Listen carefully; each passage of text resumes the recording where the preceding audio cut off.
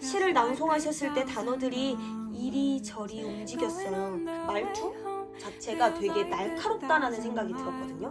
자기가 생각했을 때 너무 좋은 부분들만 다 끌어다 써서 여기다가 인용을 했으니까 어떻게 이 책이 흥미롭지 않을 수가 있겠습니까? 안녕하세요, 꺼슬입니다. 오늘은 제가 집에 있는 책장 앞에서 영상을 찍어보려고 해요. 오늘 제가 찍을 영상은 2월에 읽은 책들에 대한 소개입니다. 2월에는 3권의 책밖에 읽지 못했어요. 많이 읽진 못했지만 그래도 4달 남기기로 스스로 약속해가지고 부끄럽지만 한번 올려보겠습니다. 우선 맨 첫 번째로 읽었던 책은 네루다의 우편배달부라는 책입니다. 이 책을 먼저 소개해드리자면 이 책에 네루다라는 이름 보이세요? 네루다라는 시인이 칠레의 굉장히 유명한 시인이래요. 그래서 이 책이 그 네루다의 100주년 탄생 기념일에 나온 책이라고 하고, 이 책을 보면 위대한 시인 파블로 네루다와 소박한 칠레 민중에게 바치는 헌사이면서도 작품 속에 넘쳐나는 잔잔하면서도 진한 감동, 재치 넘치는 묘사와 대화, 해학적인 성묘사, 순수함이 빚어낸 일화들이 독자의 마음을 단숨에 사로잡는다 라고 책 뒤편에 써져 있거든요. 이걸 읽으면서 내가 칠레의 역사를 잘 몰라서 칠레의 역사를 좀 알면 재밌겠다, 조금 더 이해가 잘 가겠다 싶긴 하더라고요. 근데 잘은 몰라서 대충 저희가 식민지였고 이런 건 알잖아요.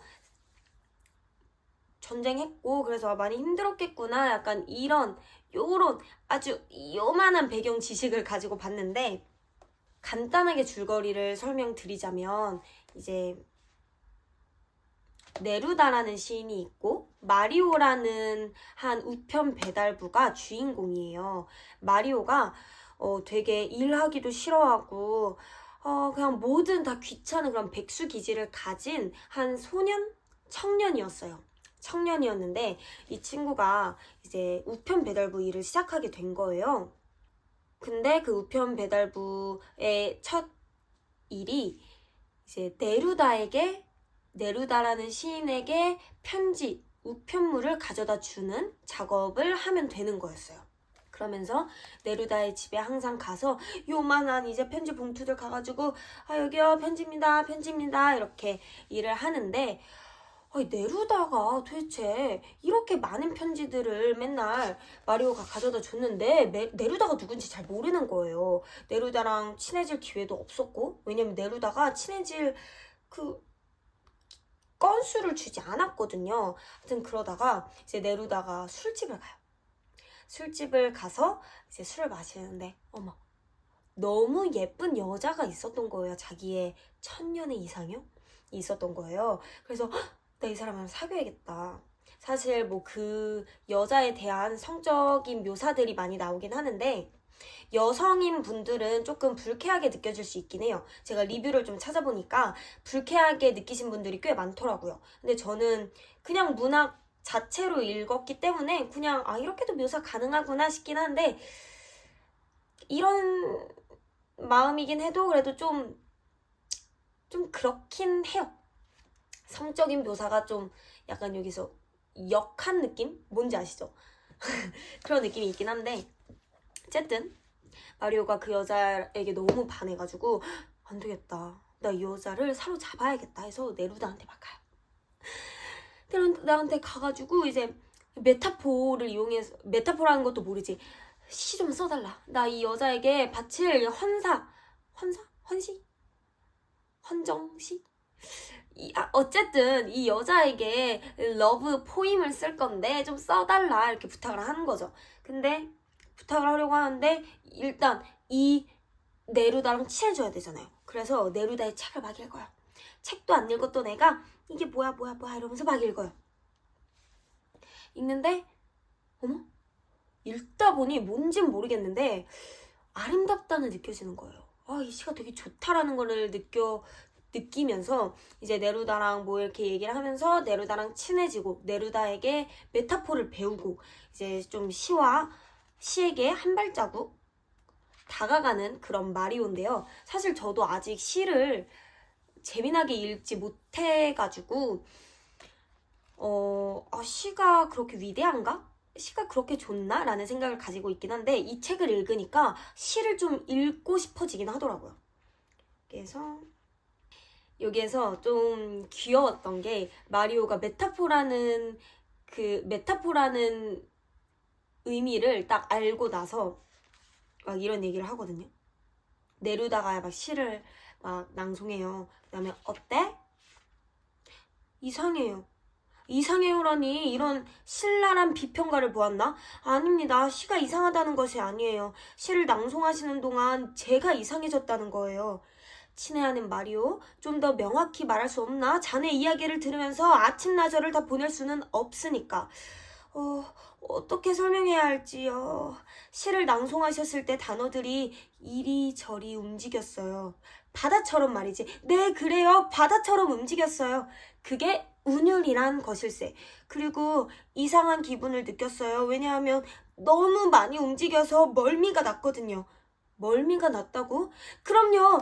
제가 마치 선생님 말들 사이로 넘실거리는 배 같았어요. 시인의 눈꺼풀이 천천히 올라갔다. 내 말들 사이로 넘실거리는 배? 바로 그래요. 네가 뭘 만들었는지 아니 마리오? 무엇을 만들었죠? 메타포. 30페이지에 나오거든요. 좋아요. 이게 되게 너무 귀여웠어요. 이렇게 메타포라는 단어를 알기 시작한 후로부터 이제 이 친구가 시도 쓰고 그 다음에 무슨 대회 같은데 공모전 같은 거에 내기도 하거든요. 그렇게 마리오의 성장 소설이자 마리오의 연애 소설이자 그리고 네루다를 존경하는 그런 헌정 소설이라고 해야 되나요? 그런 소설입니다. 하여튼 그렇습니다. 그리고 제가 두 번째로는 김한민 작가님의 아무튼 비건이라는 에세이를 읽었거든요.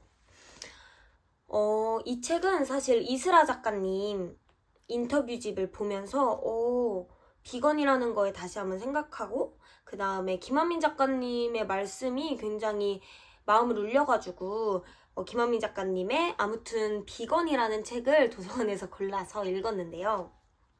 읽으면서 좀 제가 이렇게 눈을 가리고 있었던 세상들이 이렇게 보이는 그런 느낌을 받았어요.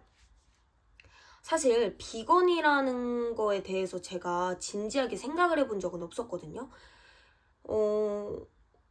어쨌든 그냥 고기를 안 먹고 살 수는 없을 거라고 생각을 했어요. 해산물이나. 그리고 그냥 정말 별다른 관심조차 제가 가지질 않았었는데 그 책을 읽고 나니까 너무 대단하신 분들인 거예요. 그러니까 정말 자신의 신념으로 인해서 식습관을 바꾼 거고 고기라는 육류, 어류 같은 거를 다 안 드시는 거잖아요. 이런 다짐을 하는 것부터가 대단한데 실천을 한다는 것 자체가 너무 대단한 거예요.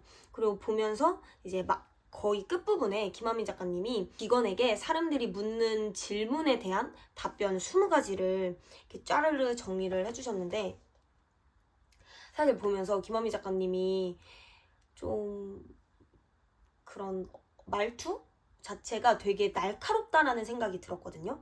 그러니까 날카로운데 날카로워서 더 수긍하게 돼요. 그런가 봐. 저같이 이렇게 팔랑팔랑거리는 사람들은 누가 이렇게 강렬하게 얘기를 하면 좀 맞는 것 같으면 그렇구나 막 이러거든요. 그래서 저도 그 작가님의 말씀에 굉장히 수긍을 했고 나도 한번 노력해 봐야 되나? 라는 이런 생각까지도 들게 만든 책이었어요. 이 김한민 작가님이 비건을 하신 이유가 그 소의 눈망울을 보고 나서 그때부터 고기를 먹을 수 없다고 하셨거든요. 그 이후로부터 이제 공부를 하기 시작하면서 알아가면 알아갈수록 못 먹겠다 싶으셔서 이제 안 드시고 계신데, 저도 뭔가 그 말이 계속 생각이 나더라고요. 뭔가 그 소의 눈망울이 상상이 되면서 차마 그 다큐멘터리를 못 보겠어요. 나 진짜 못 먹게 될까봐. 그리고 우유도 생각보다 너무 잔인한 방식으로 만들어지고 있고, 그리고 이제 그 작가님이 이런 말씀을 하시는데, 유발 하랄이라는 외국 작가가 신문에 그런 글을 썼대요. 지금 축산 방식이 정말 인류 전체에 통틀어서 가장 살인적이고 잔인한 그런 행위다.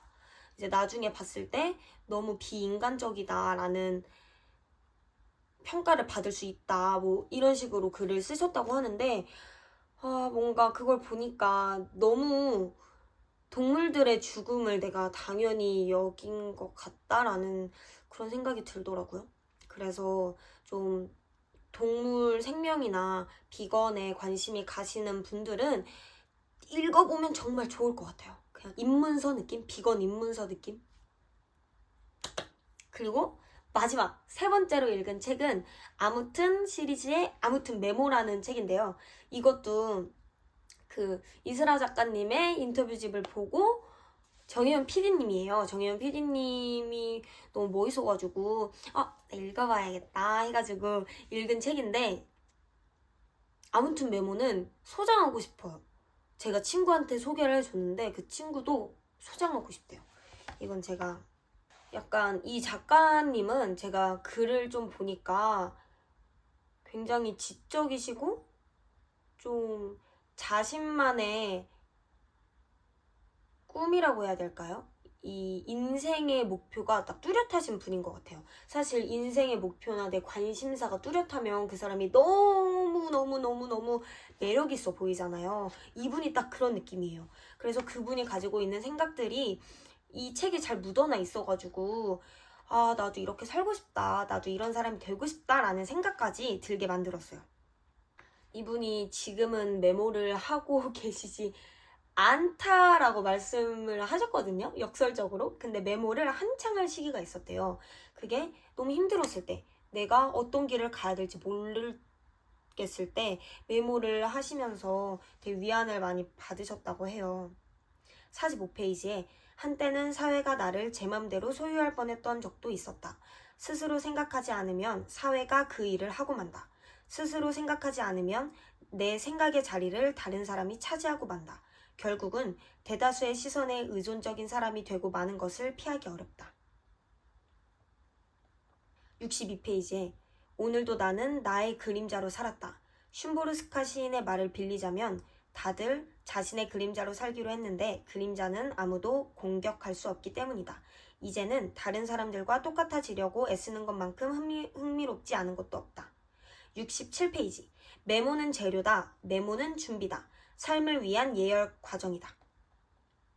그리고 이 책을 읽으면서 너무 좋았던 게 이 작가분이 책을 읽으시면서 좋았던 부분들을 다 예시로 들었어요. 그러니까 괜히 다른 책들도 내가 읽은 느낌? 그리고 작가님이 자기가 생각했을 때 너무 좋은 부분들만 다 끌어다 써서 여기다가 인용을 했으니까 어떻게 이 책이 흥미롭지 않을 수가 있겠습니까? 이 책을 읽잖아요. 진짜 메모하고 싶어져요. 제가 책을 읽으면서 메모를 이렇게 시작했거든요. 이것도 이 책 읽다가 나도 메모해야겠다 싶어가지고 한 거예요. 그래서 메모를 좋아하시거나 아니면 메모를 하고 싶다거나 아니면 좀 메모에 관심이 있으신 분들은 이거 읽으시면 너무 재밌게 읽을 수 있다고 생각해요. 자, 그렇다면 제가 2월 동안 읽은 책은 이렇게 끝이 났고요. 3월 달에는 조금 더 열심히 독서해서 3권 이상으로 찾아오겠습니다. 안녕! 감사합니다.